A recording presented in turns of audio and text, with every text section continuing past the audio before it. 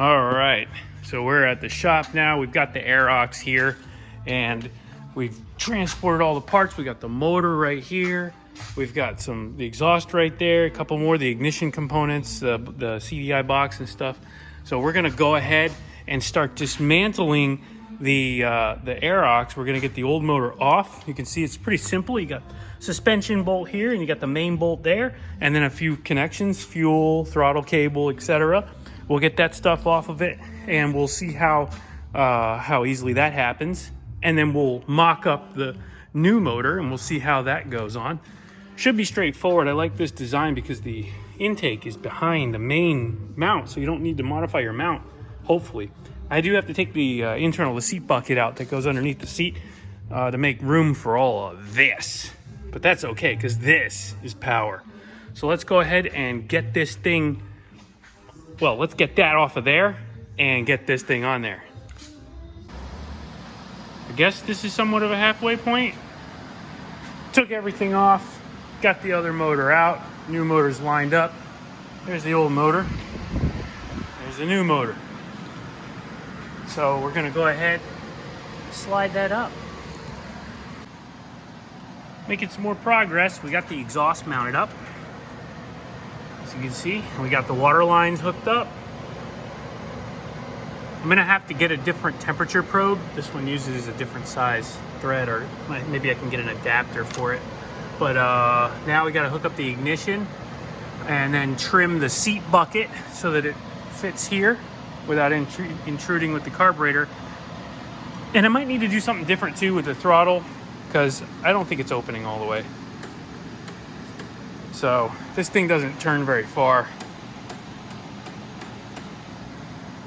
I'll have to figure something out with that, because I really didn't want to change the handsets. I like the factory look. So that's kind of a bummer, but maybe we could try a different carburetor if I have to. We'll see. Either way, we'll start with this and see how that goes together here. So far so good. Got the suspension on, wheel, everything. All right. Next step, get that bucket trimmed. Okay, so we've got the seat bucket cut out. You can see it's all opened up in here. And now we have the ignition system mounted here. Coil. I gotta run to the auto parts store and make a ignition lead.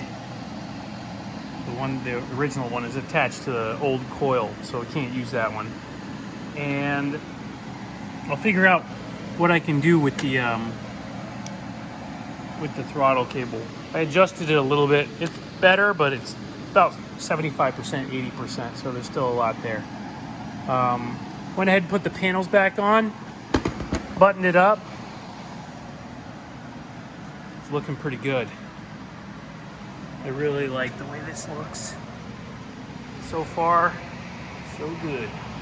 So tomorrow, I'll run to the auto parts store, get that. I'm charging the battery now. This thing is a total loss system now, so there's no generator anymore. There's no alternator. There's no power for the lights and stuff. So I'm gonna have to come up with another plan. I'm gonna have to hardwire the lights.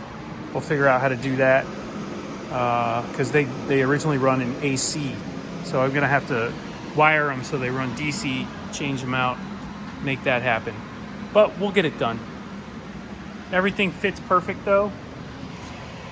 Nice and tight, just like you'd expect. I put my little mount on here because there's no more sides, or no more service stand. So I'm gonna have to get a side stand or something for it, but for now I've got my stage 6 hit stand. It's holding it pretty good.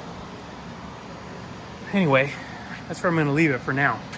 So tomorrow I'll try and get her running. I'm going home. We'll see you later. All right, so we're back at it. And before we get this thing tidied up, we got a spark plug wire I built for it. And I have the spark plug out, so I did a squish test. And the way you do that, I take a piece of solder and you stick it in the piston up against the cylinder wall, let the piston come up and crush it. It's real soft, so it won't hurt anything. And then you measure what you got there. So you can see this crushed piece of solder. And what we're looking for is between 0.55 and 0.6 millimeters. So we'll take our caliper here and we'll measure this. See if I can do this. All right, so you take your piece of solder here. We have our caliper set up, it's zeroed. And now we're gonna just measure this right here. And there's our measurement, 0.60. So we're right on the money. Squish is perfect. It's on the higher side, but I mean, that's okay for a road going machine like this. So we'll go ahead and button up a couple more things. I'm charging the battery right now, and then I gotta fill up the radiator so the cooling system's topped off, and then we're ready to put some fuel in it and kick off that first start. Okay, so I'm gonna test fire it now.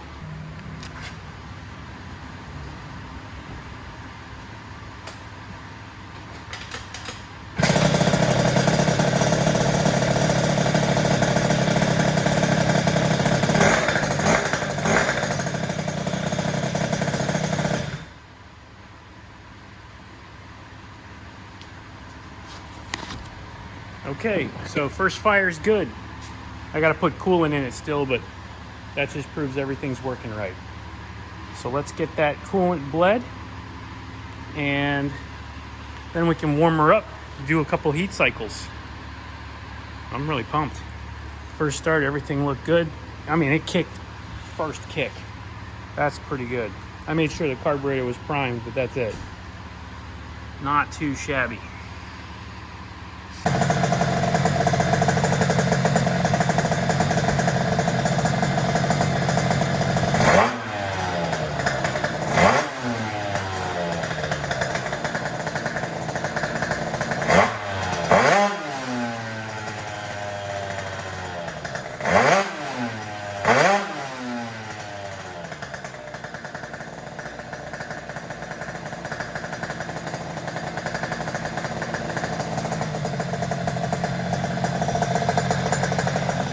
Break her in nice, and then we'll get on the dyno. Of course, it's raining, so we'll have to wait to go drive it, but sounding good. We got our settings set up here. Adjusted the limiter up, like 14,000 RPM right now. Set the map up. Really cool unit. I like that, having that adjustability. Water pump's working. Got nice temperature. It's not too hot. Radiator's nice and warm, so that's working. Got a fan set up here to keep airflow. We'll keep on breaking her in, and then we'll really have some fun. Oh, by the way, it's Shaw's birthday today. He just left, but wish him a happy birthday.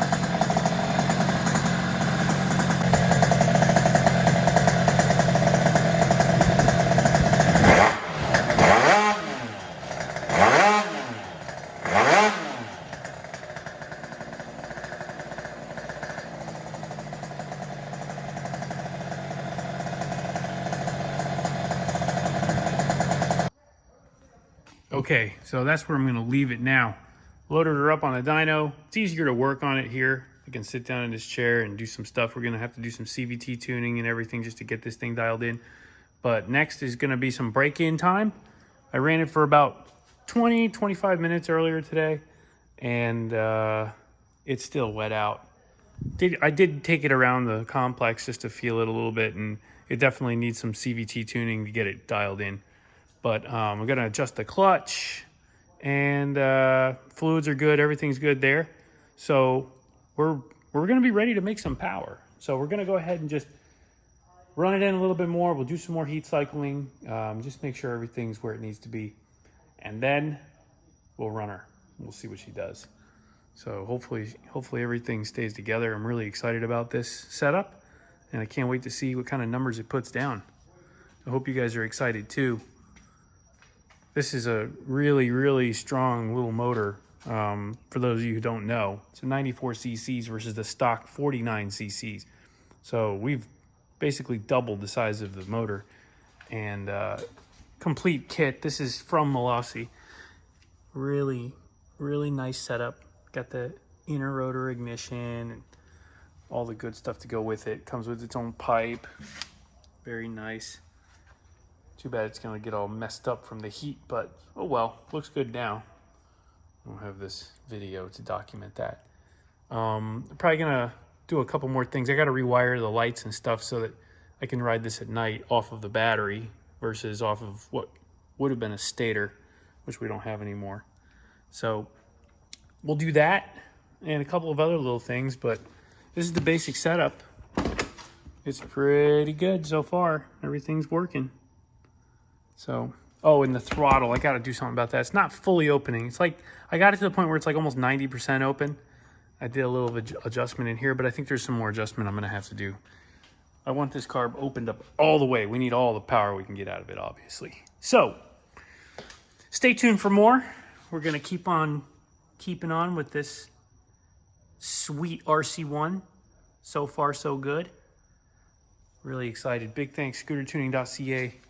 If you need some stuff for your scooter, make sure you hit them up. And stay tuned here. See what I got in store. See you guys in the next one.